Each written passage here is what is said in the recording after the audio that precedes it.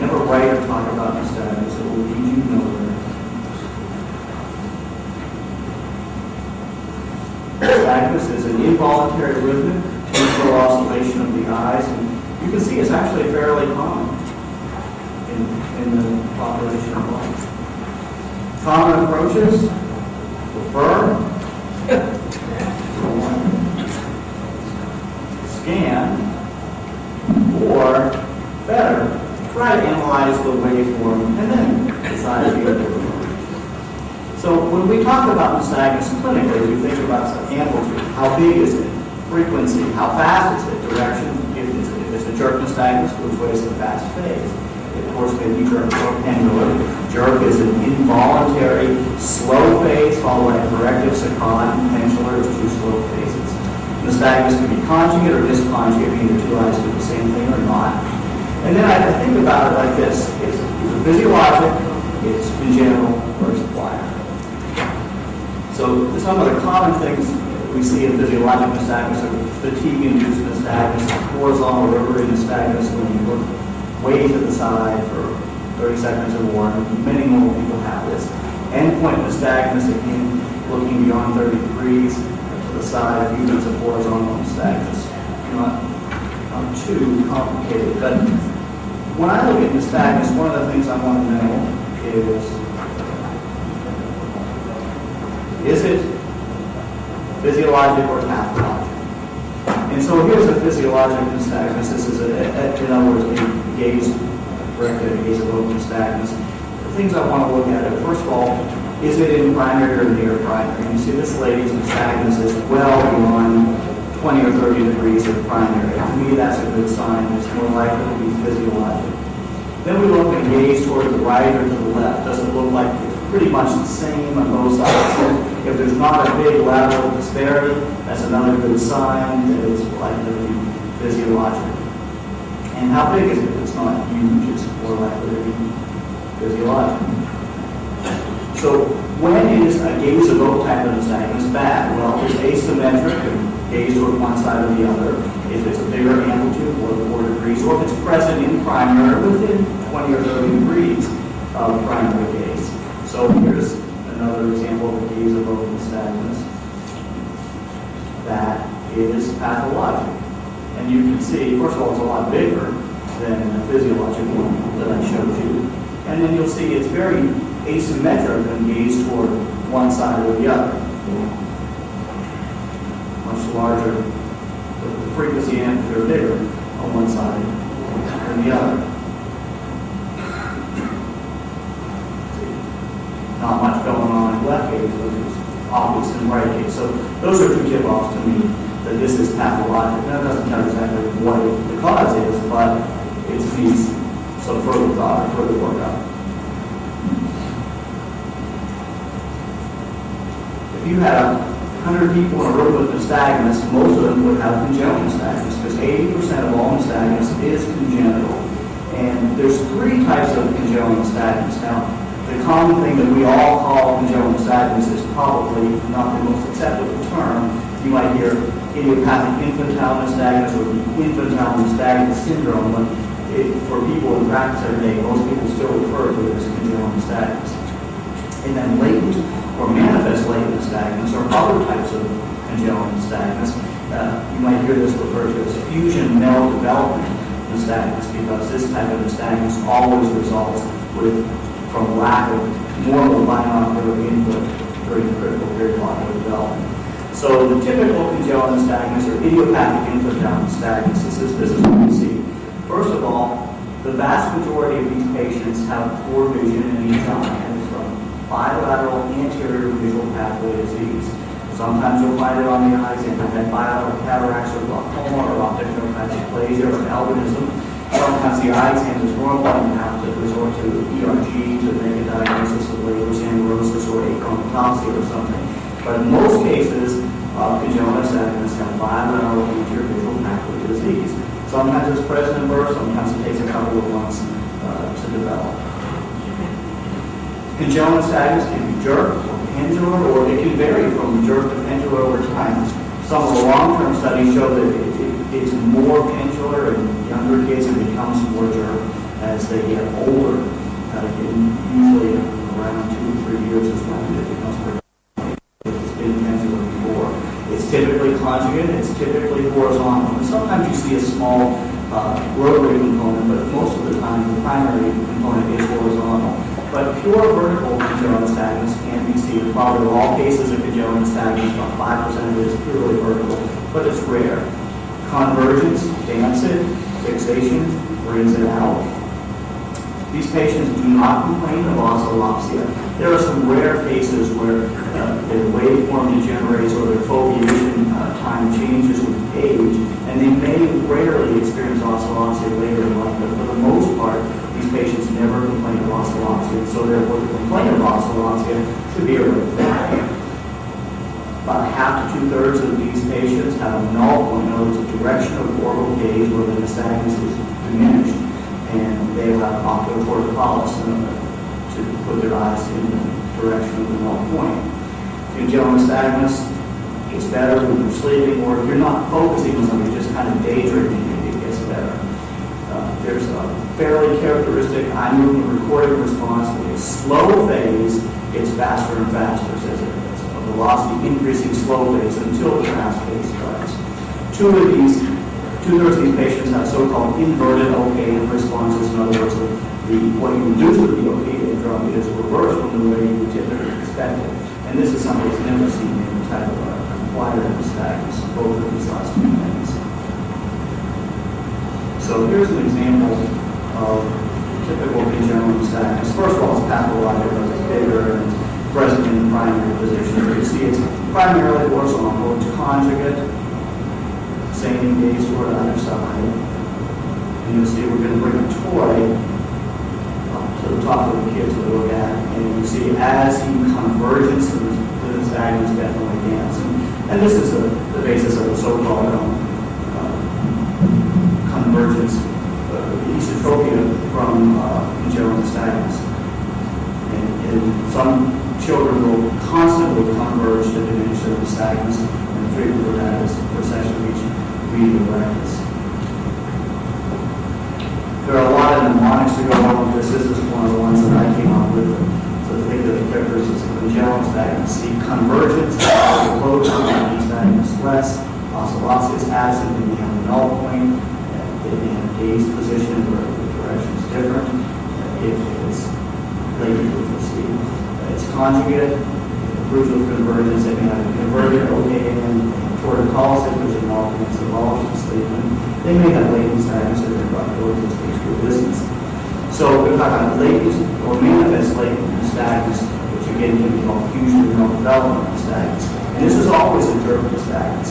And fast phase is in the direction of the fixing eye. So you can bring it out by covering the right eye, and you will develop left median nystagmus. But this is very characteristic. This is the only type of nystagmus that changes the direction solely based on which eye is fixing.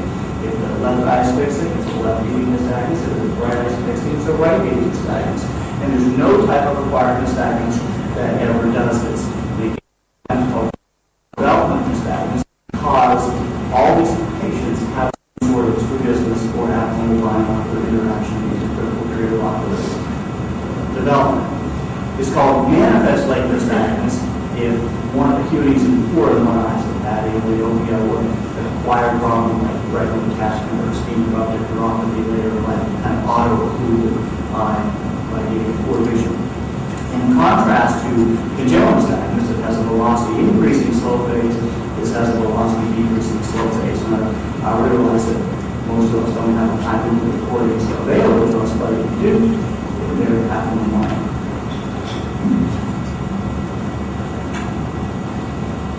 So,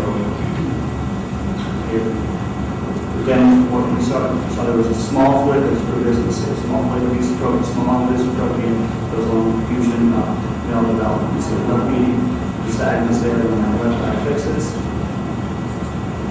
And the right eye fixes, there's a right median nystagmus. And this is the only type, it comes up better on my screen. But it's the only type of nystagmus that changes direction based on which eye is facing. And it is a conjugate nystagmus. The eye covers doing the same thing as the eye that's not covered.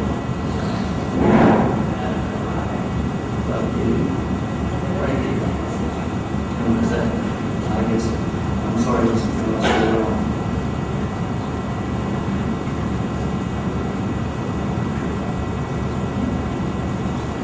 now we think about types of acquired nystagmus, and some types of acquired nystagmus are more benign than others. And in these types, ocelots is typically absent. Now, you can have acquired poor vision.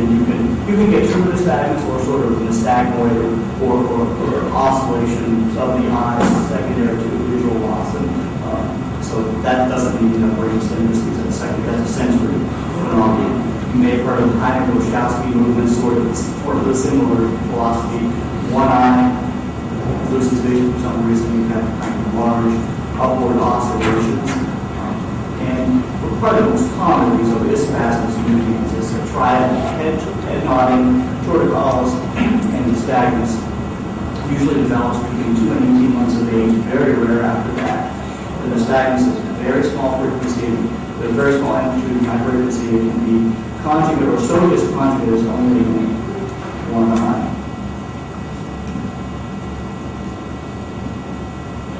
And so here's a little boy, the mother says, well, one of the eyes is really shaking. When you look at it for a while, you really don't see much of anything.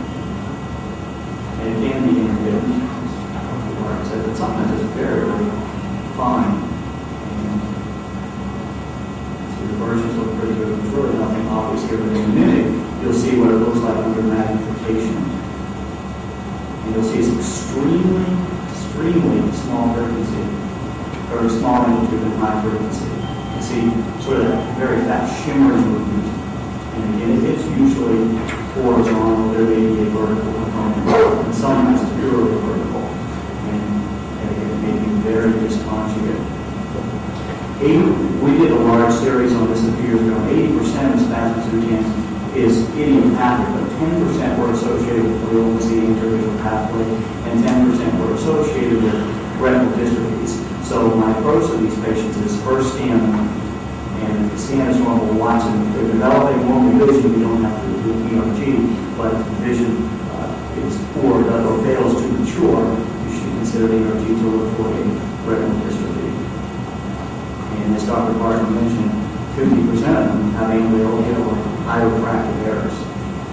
Then we get into the acquired nystagmus, and most of this is more serious stuff. And then also lots here, as Dr. Barton told you, what you want to look at is decide if it's a jerk nystagmus, what is the pattern here. Try not to repeat a lot of things that you did. Okay, so here's just an example of seesaw. And you'll see one eye goes up, one eye goes down, one inwards, the other eye exports. And this patient has severe trauma, but it's often associated with mass lesions in the area of the diencephalon cells, or chiasm-glioma, pituitary tumor, craniopharyngeal abnormalities in kids. And you see this occasionally you can see in retinal dystrophies as well.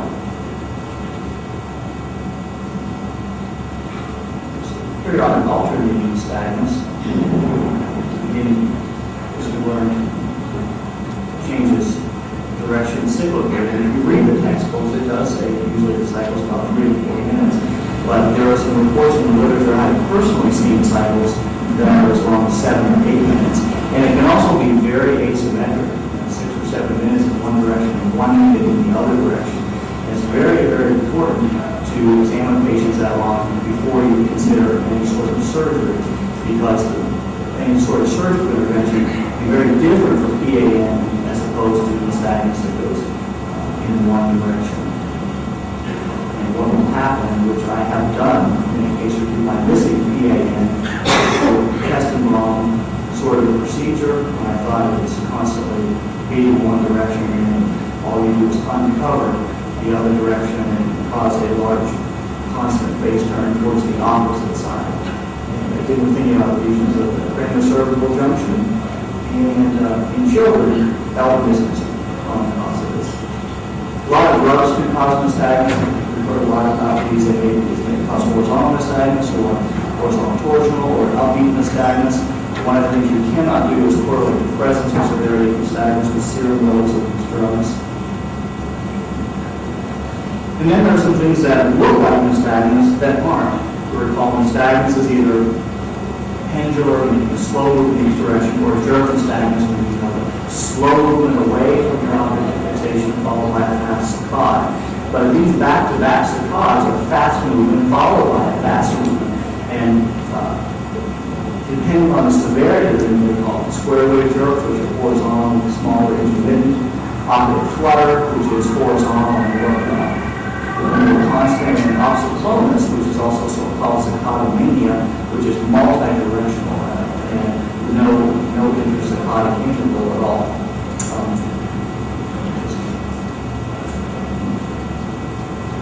Here's an example of some of the square wave jerks that again is a saccade followed by a saccade. And then one of the two groups, and then there's a period of quietness, as you see there. And this can be seen in the things that dogs watch under conditions, Parkinson's, PSP, occasionally monitoring. In children, we get a little bit more worried because they have less inherent condition. This is ocular flutter, which is again horizontal, back-to-back saccades. But it stays horizontal. Just when severe meningoencephalitis.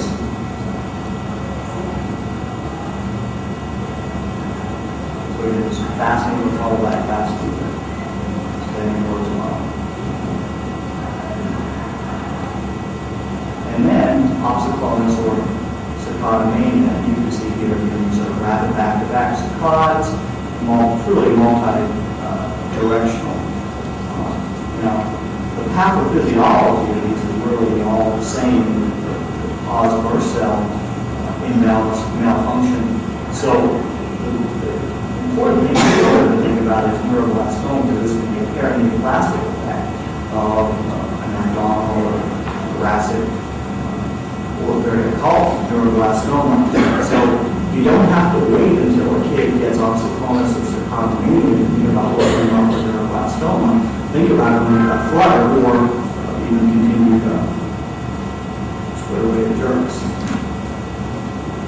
And then we have the so-called voluntary nystagmus, which isn't nystagmus at all, it's just ocular flutter that's voluntary. And a lot of people can do this surprisingly, but if they do so, they usually make some good moves or some convergence movements, but for kids it's really not sustainable beyond 30 seconds. And so that's how you know it's truly voluntary. This kids very easily. So this is how I approach nystagmus. And again, my step number one is to see if it's physiological or not. If it's not horizontal or primary horizontal, if it's occurring within 20 or 30 degrees of primary phase, if it's a large amplitude or it's asymmetric in the east or either side, these are all clues to me that this is not just a physiological type of nystagmus. And so if it's not physiologic, then my next step is to decide whether this is congenital or acquired. And these things make it more likely to be congenital.